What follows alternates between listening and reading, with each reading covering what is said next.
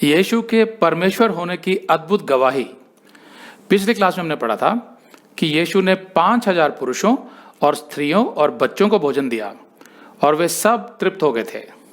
तो अब आगे लूका 9:18। जब यीशु एकांत में प्रार्थना कर रहा था और उसके चेले उसके साथ थे, तो उसने उनसे पूछा कि लोग मुझे क्या कहते हैं। यीशु अक्सर एकांत में प्रार्थना किया करता था। एक मसीही का सबसे बड़ा बल यही है, मन के एकांत में परमेश्वर से प्रार्थना करना। यीशु ने शिष्यों से पूछा, लोग मुझे क्या समझते हैं कि मैं कौन हूं? अब यीशु ने यह सवाल इसलिए नहीं पूछा कि उसे इस बात में कोई दिलचस्पी थी कि लोग उसके विषय में क्या कहते हैं, बल्कि वो जानना चाहता था कि क्या उसके शिष्य समझ गए हैं कि वो वास्तव में कौन है।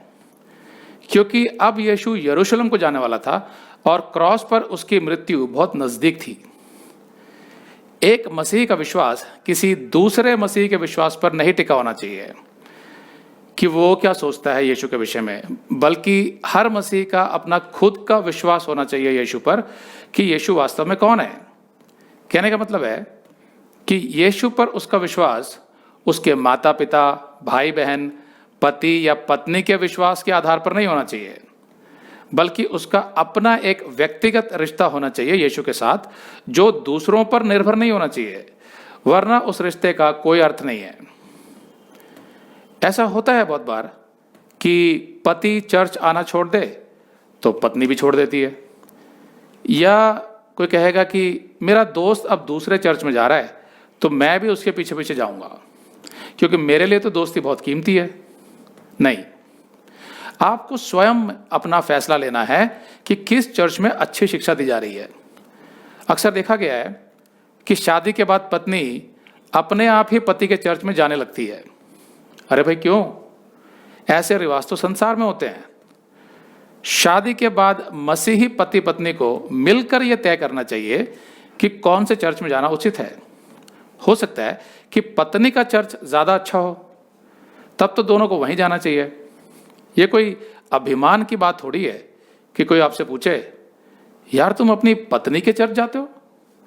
अरे भाई उसको बोलो कि तुम्हारे चर्च में आए। आखिर पति की कोई इज्जत नहीं होती क्या? नहीं, ऐसी बातों में कोई मसीहत नहीं है। चर्च पति पत्नी का नहीं होता, यीशु का होता है। दोनों को वहीं जाना चाहिए जहां उनकी आत्मिक उन्नति हो।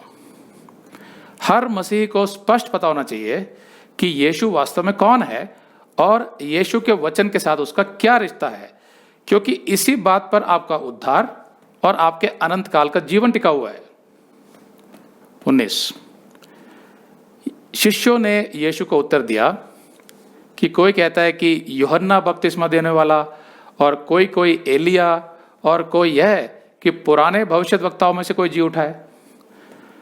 पिछली क्लास में मैंने इसके कारण बताए थे कि लोग ऐसा क्यों सोच रहे थे। 20 उसने उनसे पूछा, परंतु तुम मुझे क्या कहते हो? पतरस ने उत्तर दिया, परमेश्वर का मसीह। तब उसने उन्हें चिताकर कहा कि यह किसी से ना कहना।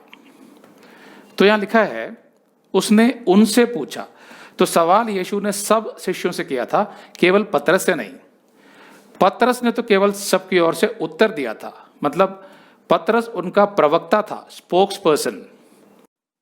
अगर आप ये संदेश पूरा देखना चाहते हैं तो आप इसे हमारे वेबसाइट hindiBiblestudy.com पर देख सकते हैं। यह वीडियो हमारे अक्टूबर के वीडियोस में अपलोड किया हुआ है, तो जिनके पैकेज में भी अक्टूबर का महीना शामिल है उनको यह वीडियो उनके माई अकाउंट में अक्टूबर के वीडियोस में मिल जाएगा। अगर आप हमारे वीडियो फोन पर देख रहे हैं तो अच्छी स्पीड के लिए कृपया गूगल क्रोम या मोजिला फायरफॉक्स ब्राउजर इस्तेमाल करें। तो इनको डाउनलोड करने के लिए आप प्ले स्टोर में जाएं और ऊपर गूगल क्रोम टाइप करें, फिर आप गूगल क्रोम ब्राउजर पर क्लिक करें और उसे इंस्टॉल करें। ये एकदम फ्री है। इसी तरह आप मोजिला फायरफॉक्स टाइप करें, फिर आप मोजिला फायरफॉक्स ब्राउजर पर क्लिक करें और उसे इंस्टॉल करें। यह भी एकदम फ्री है। इसके बाद आप गूगल क्रोम ब्राउजर को क्लिक करके उसे खोलें और उसमें hindibiblesteady.com टाइप करें, मतलब पूरा hindibiblesteady.com एक साथ बिना किसी गैप के, तब हमारा वेबसाइट गूगल क्रोम में खुल जाएगा और आपके वीडियोस अच्छे से चलेंगे। इसी तरह आप मोजिला फायरफॉक्स ब्राउजर भी क्लिक कर सकते हैं और उसमें भी बिना गैप के hindibiblesteady.com टाइप कर सकते हैं। उसमें भी हमारे वीडियोस बिल्कुल आराम से चलेंगे। इसके अलावा अगर आप चाहें तो बेहतर स्पीड के लिए आप वीडियो के नीचे बने प्ले बार पर सेटिंग्स का चिन्ह दबाकर 240p 240p सेलेक्ट कर सकते हैं, जिससे आपका बहुत ही कम डेटा खर्च होगा। 240 सेलेक्ट करने के बाद आप वीडियो के बाहर कहीं भी क्लिक कर दीजिए, फिर वीडियो को पीछे ले जाकर शुरू से देखिए। अगर आप हमारे वेबसाइट के विषय में जानकारी हासिल करना चाहते हैं तो आप YouTube पर हमारा संदेश देख सकते हैं, जिसका शीर्षक है एक विशेष सूचना, हमारी मिनिस्ट्री का अगला चरण, second phase of our ministry. उसका लिंक इस वीडियो के नीचे दिया हुआ है।